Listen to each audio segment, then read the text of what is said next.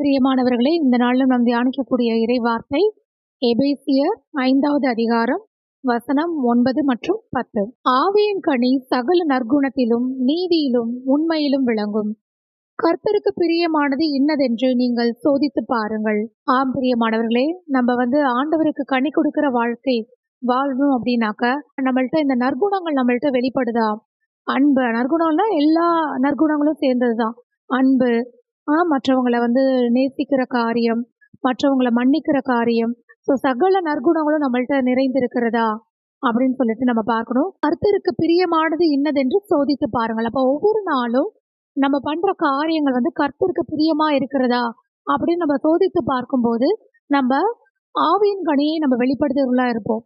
சகல நற்குணங்கள் அது மட்டும் இல்ல, நீதி, நம்ம செய்யற ஒவ்வொரு காரியமும் நீதியா இருக்குதா, உண்மையா இருக்குதா, அது கடவுளுக்கு பிரியமானதா இருக்கிறான்னு ஒவ்வொரு நாளும் சோதித்து பார்க்கணும்னு சொல்லிட்டு ஆண்டவர் நம்ம இடத்துல விரும்புகிறார்.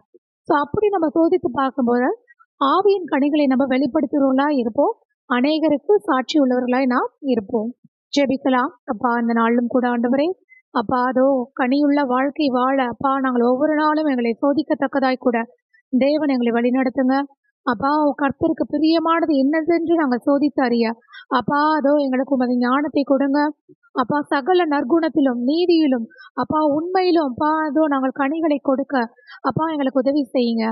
அப்பா அதோ உமது வெளிச்சத்தின் பிள்ளைகளாய் நாங்கள் நடக்க எங்களை உமது அப்பா அதோ வெளிச்சத்தின் பாதையில் வழிநடத்தும்படியாய் கூட அந்த வேலையில ஒப்பு கொடுத்து ஜெபிக்கிறோம்.